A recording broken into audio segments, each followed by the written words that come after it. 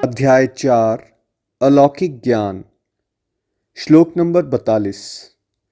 इसलिए हे अर्जुन, तुम्हारे हृदय में अज्ञान से जो संशय पैदा हो गए हैं, उन्हें ज्ञान रूपी शस्त्र से काट दो। समता में स्थित होकर युद्ध के लिए खड़े हो जाओ। बोल डिवोरीज, अब भगवान जी इंस्ट्रक्शन दे रहे हैं अर्जुन को कि अर्जुन, ये जो तुम्हें मैंने ज्ञान दिया है, इसको ये समझो कि ये ज्ञान रूपी शस्त्र है, और तुम्हारे अंदर जो बहुत सारी अज्ञानता आ गई है, उसको इस ज्ञान रूपी शस्त्र से उसका नाश कर दो, उसका वध कर दो, और समता से स्टेबल होके जो तुम्हारी करंट ड्यूटी है, जैसे अर्जुन की ड्यूटी क्या थी उस समय, वो युद्ध करना, क्योंकि वो धर्म की रक्षा के लिए, इस जगत कल्याण के लिए बहुत इंपॉर्टेंट था। भगवान कह रहे हैं समता से खड़े हो जाओ, सारे न संदेहों को छोड़ दो, त्याग दो, इस ज्ञान रूपी शस्त्र से अज्ञान का नाश करके अपनी ड्यूटीज़ को परफॉर्म करो। तो देखो फ्रेंड्स, यही तो मैसेज हमारे लिए भी है।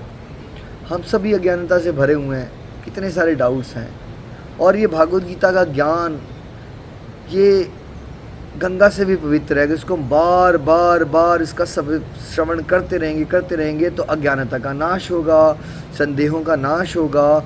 और भगवान जी हमें भी तो ये कह रहे हैं कि इस ज्ञान रूपी शस्त्र से हम अपने संदेहों को, अज्ञानताओं का, मोह का नाश करें, काम वासनाओं का, क्रोध का, लोभ का।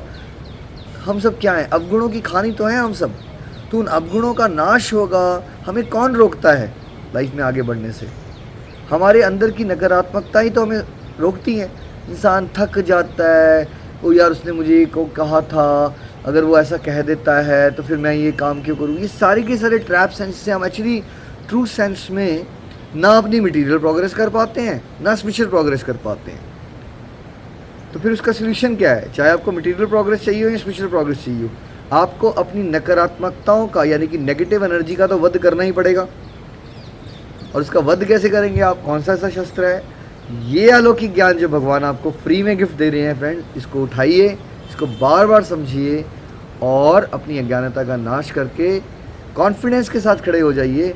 और फिर भगवान को याद करते हुए, भगवान का नाम जाप करते हुए अपनी सारी ड्यूटीज़ को जोश के साथ प्रभु की प्रसन्नता के लिए परफॉर्म कीजिए। यही सूत्र है, यही हमें करके दिखाना है, तब हम भगवान को भी प्रसन्न कर पाएंगे। और आप हैरान हो जाओगे कि आप अब ज़्यादा अच्छे से ड्यूटीज़ कर पा रहे हो, ज़्यादा खुश रह पा रहे हो, अगर आपने ये एक सूत्र पकड़ लिया कि मुझे फालतू की बातें नहीं सोचनी है।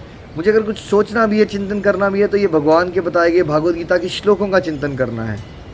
चिंतन करना भी है तो भगवान के रूप का चिंतन करना है, भगवान का जाप करने में ध्यान लगाना है। ये नहीं सोचते रहना क्या होगा और क्या नहीं होगा। अगर इस भाव से चलेंगे तो हम कॉन्फिडेंस से अपनी लाइफ के सारे चैलेंजेस को भगवत कृपा से सक्सेसफुली डील कर सकते हैं। श्रीमद् भागवत गीता की जय।